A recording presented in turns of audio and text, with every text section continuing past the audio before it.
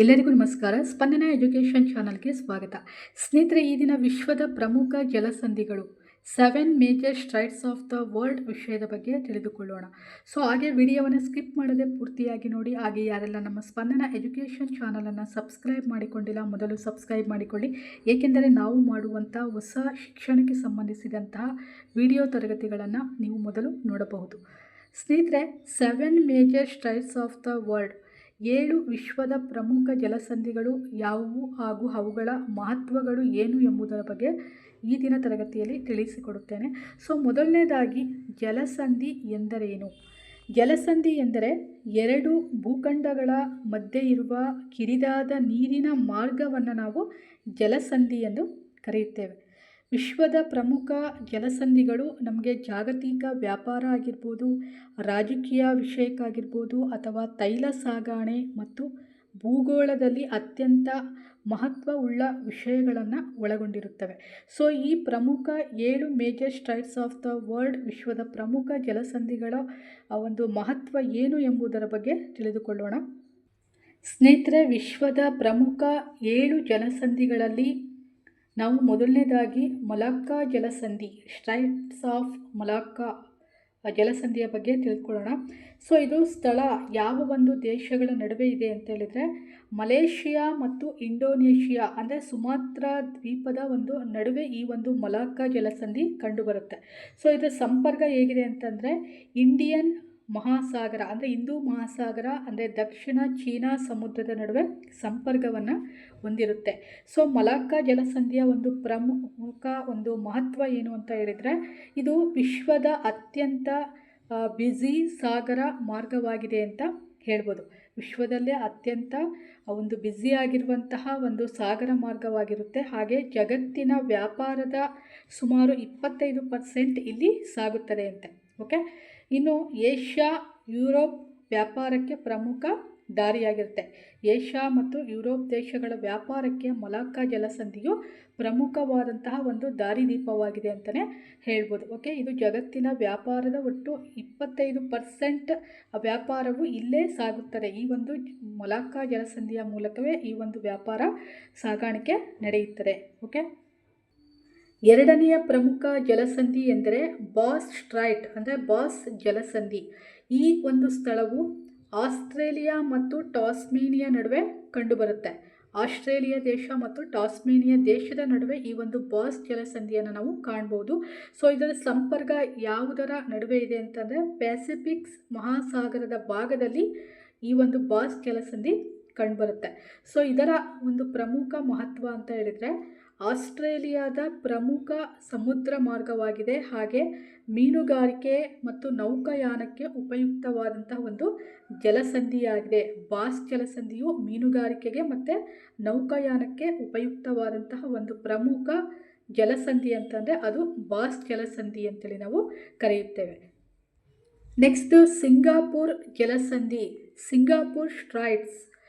ಇದು ಒಂದು ಸ್ಥಳ ಸಿಂಗಾಪುರ್, ಮಲೇಷಿಯಾ ಮತ್ತು ಇಂಡೋನೇಷಿಯಾ ನಡುವೆ ಕಂಡುಬರುವಂತಹ ಜಲಸಂಧಿ ಅಂತಂದರೆ ಸಿಂಗಾಪುರ್ ಜಲಸಂಧಿಯಾಗಿದೆ.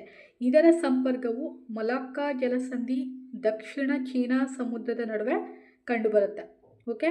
ಇದರ ಒಂದು ಮಹತ್ವವೆಂದರೆ, ವಿಶ್ವದ ಅತ್ಯಂತ ಇದು ಕೂಡ ಬ್ಯುಸಿ ಬಂದರು ಅಂದರೆ ಎನಿ ಟೈಮ್ ಯಾವಾಗಲೂ ಕೂಡ ಈ ಒಂದು ಪ್ರದೇಶಗಳಲ್ಲಿ ವ್ಯಾಪಾರ ನಡೆಯುವಂಥ ಒಂದು ಜಲಸಂಧಿಯಾಗಿರುತ್ತೆ. ಹಾಗೆ ದಿನಕ್ಕೆ ಸಾವಿರಾರು ಹಡಗುಗಳು ಕೂಡ ಸಂಚರಿಸುತ್ತಿರುತ್ತವೆ. ಎಲ್ಲಿ? ಸಿಂಗಾಪುರ್ ಜಲಸಂಧಿಯಲ್ಲಿ ಪ್ರತಿನಿತ್ಯವೂ ಕೂಡ ಸಾವಿರಾರು ಹಡಗುಗಳು ಆ ವ್ಯಾಪಾರದ ಸಲುವಾಗಿ ಸಂಚರಿಸುತ್ತಲೇ ಈ ಒಂದು ಜಲಸಂಧಿಯಲ್ಲಿ ಕಂಡುಬರುತ್ತದೆ.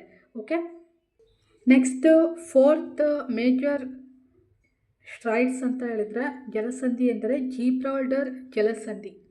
ಇದರ ಒಂದು ಸ್ಥಳವು ಯುರೋಪ್ ಅಂದರೆ ಸ್ಪೇನ್ ದೇಶ ಮತ್ತು ಆಫ್ರಿಕಾ ಮೊರಾಕ್ಕೋ ನಡುವೆ ಕಂಡುಬರುವಂಥ ಒಂದು ಜಲಸಂಧಿಯಾಗಿರುತ್ತೆ. ಇದರ ಒಂದು ಸಂಪರ್ಕ ಅಟ್ಲಾಂಟಿಕ್ ಮಹಾಸಾಗರ, ಮೆಡಿಟೇರಿಯನ್ ಸಮುದ್ರದ ನಡುವೆ ಇದರ ಒಂದು ಸಂಪರ್ಕ ನಡೆಯುತ್ತೆ. ಇದರ ಒಂದು ಪ್ರಮುಖ ಮಹತ್ವ ಅಂತ ಹೇಳಿದರೆ, ಯುರೋಪ್ ಆಫ್ರಿಕಾ ನಡುವಿನ ಅಂದರೆ ಯುರೋಪ್ ಮತ್ತು ಆಫ್ರಿಕಾ ದೇಶದ ನಡುವಿನ ಪ್ರಮುಖ ಸಮುದ್ರ ಮಾರ್ಗ ದಾರಿ ಅಂತಂದರೆ ಅದು ಜಿಬ್ರಾಲ್ಟರ್ ಜಲಸಂಧಿಯಾಗಿರುತ್ತೆ. ಅದೇ ರೀತಿಯಾಗಿ ಸೈನಿಕ ಹಾಗೂ ವ್ಯಾಪಾರಿಕವಾಗಿ ಮಹತ್ವದ್ದಾಗಿದೆ ಅಂತ ಹೇಳ್ಬೋದು. ಓಕೆ, ಸೈನಿಕ ಹಾಗೂ ವ್ಯಾಪಾರಿಕವಾಗಿ ಮಹತ್ವದ್ದಾಗಿರುವಂಥ ಒಂದು ಪ್ರಮುಖ ಜಲಸಂಧಿ ಅಂತಂದರೆ ಅದು ಜಿಬ್ರಾಲ್ಟರ್ ಜಲಸಂಧಿ ಆಗಿರುತ್ತೆ. ಇದು ಅಟ್ಲಾಂಟಿಕ್ ಮಹಾಸಾಗರ ಮತ್ತು ಮೆಡಿಟೇರಿಯನ್ ಸಮುದ್ರದ ನಡುವೆ ಸಂಪರ್ಕವನ್ನು ಹೊಂದಿರುವಂಥ ಒಂದು ಪ್ರಮುಖ ಜಲಸಂಧಿ. ನೆಕ್ಸ್ಟ್ 5ನೇ ಒಂದು ಸ್ಟ್ರೈಟ್ಸ್ ಆಫ್ ದ ವರ್ಲ್ಡ್ ಅಂತ ಹೇಳಿದರೆ ಹಾರ್ಮುಜ್ ಜಲಸಂಧಿ. ಸೊ ಸ್ನೇಹಿತರೆ, ಈಗ ನಡೆಯುತ್ತಿರುವಂಥ ಪ್ರಸ್ತುತ ಯುದ್ಧ ಇರಾನ್ ಮತ್ತು ಇಸ್ರೇಲ್, ಅಮೇರಿಕ, ಮಧ್ಯಪ್ರಾಚ್ಯ ದೇಶಗಳ ನಡೆಯುತ್ತಿರುವಂತಹ ಒಂದು ಯುದ್ಧವು ಈ ಒಂದು ಹಾರ್ಮುಜ್ ಜಲಸಂಧಿಗೆ ಒಂದು ತೊಡಕಾಗಿದೆ ಅಂತ ಹೇಳ್ಬೋದು. ಈ ಒಂದು ಹಾರ್ಮುಜ್ ಜಲಸಂಧಿಯು ತೈಲ ಸಾಗಾಣಿಕೆಗೆ ಪ್ರಮುಖವಾದಂತಹ ಒಂದು ಜಲಸಂಧಿಯಾಗಿದೆ. ಜಾಗತಿಕ ವ್ಯಾಪಾರಕ್ಕೆ ಮತ್ತು ತೈಲ ಸಾಗಾಣಿಕೆಗೆ ಅತಿ ಪ್ರಮುಖವಾದ ಜಲಸಂಧಿ ಅಂತಂದರೆ ಅದು ಹಾರ್ಮುಜ್ ಜಲಸಂಧಿ. ಈ ಒಂದು ಜಲಸಂಧಿಯು ಇರಾನ್ ದೇಶ ಮತ್ತು ಓಮನ್ ನಡುವೆ ಕಂಡುಬರುತ್ತೆ. ಓಕೆ, ಇದು UAE ಅಂದರೆ ಅರಬ್ ಎಮಿರೇಟ್ಸ್, ಅರಬ್ ಕಂಟ್ರಿಗಳ ಮತ್ತು ಇರಾನ್ ದೇಶ, ಓಮನ್ ನಡುವೆ ಕಂಡುಬರುವಂಥ ಒಂದು ಪ್ರಮುಖ ಜಲಸಂಧಿ ಅಂತಂದರೆ ಹಾರ್ಮುಜ್ ಜಲಸಂಧಿಯಾಗಿರುತ್ತೆ. ಸೊ ಇಲ್ಲಿ ನೋಡೋಣ, ಇದರ ಒಂದು ಸ್ಥಳ ಇರಾನ್ ಮತ್ತು ಓಮನ್ ನಡುವೆ ಕಂಡುಬರುವಂಥ ಒಂದು ಜಲಸಂಧಿಯಾಗಿದೆ. ಹಾಗೆ ಇದರ ಒಂದು ಸಂಪರ್ಕ ಪರ್ಷಿಯನ್ ಕೊಲ್ಲಿ ಮತ್ತು ಅರಬ್ಬಿ ಸಮುದ್ರಗಳ ನಡುವೆ ಸಂಪರ್ಕವನ್ನು ಇದು ಸಾಗಿಸುತ್ತೆ. ಅದೇ ರೀತಿ ಇದರ ಒಂದು ಮಹತ್ವ ಏನು ಅಂತಂದರೆ ಜಗತ್ತಿನ ತೈಲ ಸಾಗಾಣಿಕೆಯ 25% ಇಲ್ಲಿ ಸಾಗುತ್ತದೆ. ಓಕೆ, ಜಗತ್ತಿನ ಒಂದು ಪ್ರಮುಖ ಸ್ಥಳಗಳಿಗೆ, ಅದರಲ್ಲೂ ನಮ್ಮ ಭಾರತ ದೇಶಕ್ಕೆ ಅಕ್ಕಪಕ್ಕ ಇರುವಂಥ ದೇಶಗಳಿಗೆ ತೈಲ ಸಾಗಾಣಿಕೆಯನ್ನು, ಗ್ಯಾಸ್ ವಿತರಣೆ ಮಾಡುವಂತಹ, ಸಿಲಿಂಡರ್ಗಳ ವಿತರಣೆ ಮಾಡುವಂಥ ಒಂದು ಪ್ರಮುಖ ಜಲಸಂಧಿ ಯಾವುದು ಅಂತಂದರೆ ಅದು ಹಾರ್ಮುಜ್ ಜಲಸಂಧಿಯ ಮೂಲಕವೇ ಸಾಗಾಣಿಕೆ ಮಾಡಬೇಕಾಗುತ್ತೆ. ಸೊ ಅದಕ್ಕೆ ನಾವು ಇದನ್ನು ವಿಶ್ವದ ಅತ್ಯಂತ ಪ್ರಮುಖ ಆಯಿಲ್ ಚೆಕ್ ಪಾಯಿಂಟ್ ಅಂತೇಳಿ ಕರಿತೀವಿ. ಅಂದರೆ ತೈಲ ಸಾಗಾಣಿಕೆ ಒಂದು ಪ್ರಮುಖ ದಾರಿ ಮಾರ್ಗ ಯಾವುದು ಅಂತಂದರೆ ಹಾರ್ಮುಜ್ ಜಲಸಂಧಿ. ಓಕೆ, ಈ ಇರಾನ್, ಇಸ್ರೇಲ್ ಮತ್ತು ಅಮೇರಿಕ, ಮಧ್ಯಪ್ರಾಚ್ಯ ದೇಶಗಳ ಯುದ್ಧದಿಂದಾಗಿ ಈಗ ಪ್ರಮುಖವಾಗಿರುವಂಥ ದೇಶಗಳಿಗೆ ತೈಲ ಸಾಗಾಣಿಕೆಯನ್ನು ಸಾಗಿಸುವಲ್ಲಿ ಈ ಒಂದು ಹಾರ್ಮುಜ್ ಜಲಸಂಧಿಗೆ ಇರಾನ್, ಇಸ್ರೇಲ್ ದೇಶಗಳು ಏನಾಗಿದೆ ತೊಡಕನ್ನು ಉಂಟು ಮಾಡುತ್ತವೆ.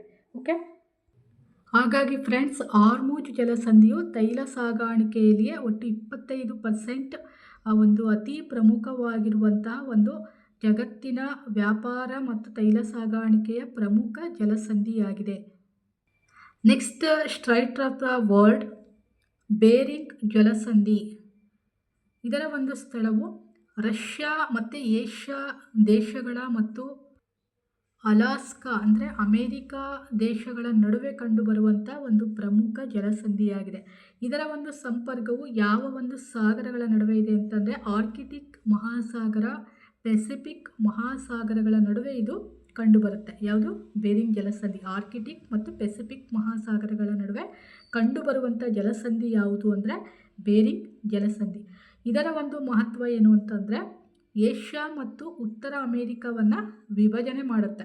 ಓಕೆ, ಏಷ್ಯಾ ಖಂಡವನ್ನು ಮತ್ತು ಉತ್ತರ ಅಮೇರಿಕವನ್ನು ಇದು ವಿಭಜನೆ ಮಾಡುವಂಥ ಜಲಸಂಧಿಯಾಗಿದೆ. ಅದೇ ರೀತಿಯಾಗಿ ಇದು ಭೂಗೋಳಶಾಸ್ತ್ರದಲ್ಲಿ ಬಹಳ ಮುಖ್ಯವಾಗಿರುವಂಥ ಒಂದು ಜಲಸಂಧಿ. ಇದು ರಷ್ಯಾ, ಏಷ್ಯಾ ಮತ್ತು ಅಲಾಸ್ಕಾ, ಅಮೇರಿಕಾ ನಡುವೆ ಸ್ಥಳಗಳಲ್ಲಿ ಕಂಡುಬರುವಂತಹ ಒಂದು ಪ್ರಮುಖ ಜಲಸಂಧಿ ಅಂದರೆ ಅದು ಬೇರಿಂಗ್ ಜಲಸಂಧಿ ಎಂದು ನಾವು ಕರೆಯುತ್ತೇವೆ. ವಿಶ್ವದ ಪ್ರಮುಖ ಜಲಸಂಧಿಗಳಲ್ಲಿ 7ನೆಯ ಜಲಸಂಧಿ ಯಾವುದು ಅಂತ ಅಂದರೆ ಬಾಸ್ಫರಸ್ ಸ್ಟ್ರೈಟ್ಸ್ ಅಂತೇಳಿ ಕರಿತೀವಿ. ಬಾಸ್ಫರಸ್ ಜಲಸಂಧಿ. ಸೊ ಇದು ಟರ್ಕಿ ದೇಶದಲ್ಲಿ ಕಂಡುಬರುತ್ತೆ. ಯಾವುದು? ಬಾಸ್ಫರಸ್ ಜಲಸಂಧಿ. ಸೊ ಇದರ ಒಂದು ಸಂಪರ್ಕವು ಕಪ್ಪು ಸಮುದ್ರ ಅಂದರೆ ಬ್ಲ್ಯಾಕ್ ಸಿ, ಮಾರ್ಮರಾ ಸಮುದ್ರಗಳಲ್ಲಿ ಸಂಪರ್ಕವನ್ನು ಹೊಂದಿರುವಂಥ ಜಲಸಂಧಿಯಾಗಿದೆ.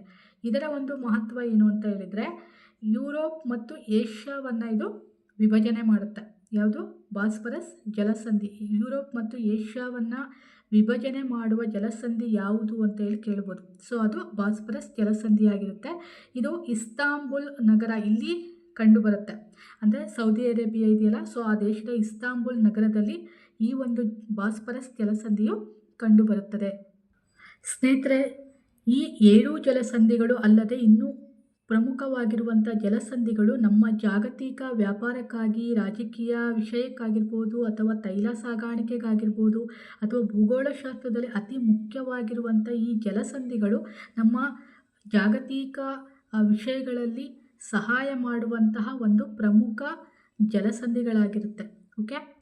ಈ ಎಲ್ಲ ಜಲಸಂಧಿಗಳು ಕೂಡ ಜಾಗತಿಕವಾಗಿ ಎಲ್ಲ ದೇಶಗಳಿಗೂ ಕೂಡ ಅತಿ ಮುಖ್ಯವಾದ ಪಾತ್ರವನ್ನು ಕೂಡ ಇವು ವಹಿಸುತ್ತವೆ. ಈಗಾಗಲೇ ಇರಾನ್ ಮತ್ತು ಇಸ್ರೇಲ್, ಅಮೇರಿಕ, ಮಧ್ಯಪ್ರಾಚ್ಯ ದೇಶಗಳ ನಡುವೆ ಯುದ್ಧ ನಡೆಯುತ್ತಿರುವಂಥ ಸಂದರ್ಭದಲ್ಲಿ ನಮಗೆ ಆರ್ಮೂಜ್ ಜಲಸಂಧಿಯು ಅತಿ ಮುಖ್ಯವಾದ ಪಾತ್ರವನ್ನು ವಹಿಸುತ್ತಿದೆ. ಸೊ ಏಕೆ ಅಂತಂದರೆ ಅದು 25% ತೈಲ ಸಾಗಾಣಿಕೆಯು ಆ ಒಂದು ಜಲಸಂಧಿಯ ಮೂಲಕವೇ ನಡೆಯುವುದರಿಂದ ಸೊ ಈ ಎಲ್ಲ ಜಲಸಂಧಿಗಳು ಕೂಡ ನಾವು ಜಾಗತಿಕವಾಗಿ ವ್ಯಾಪಾರಕ್ಕಾಗಿ ಅತಿ ಪ್ರಮುಖವಾದಂತಹ ಜಲಸಂಧಿಗಳಾಗಿರುತ್ತೆ.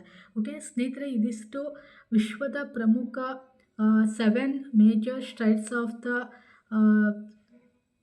ಜಲಸಂಧಿಗಳಲ್ಲಿ ಈ 7 ಜಲಸಂಧಿಗಳು ಅತಿ ಮುಖ್ಯವಾದ ಪಾತ್ರವನ್ನು ವಹಿಸುತ್ತವೆ. ಸೊ ಈ ಒಂದು ವಿಷಯ ನಿಮಗೆ ಎಲ್ಲ ಇಷ್ಟವಾಗಿದ್ದರೆ ಲೈಕ್ ಮಾಡಿ, ಶೇರ್ ಮಾಡಿ, ಹಾಗೆ ನಮ್ಮ ಸ್ಪಂದನ ಎಜುಕೇಷನ್ ಚಾನಲ್ಗೆ ಸಬ್ಸ್ಕ್ರೈಬ್ ಆಗಿ. Thank you all.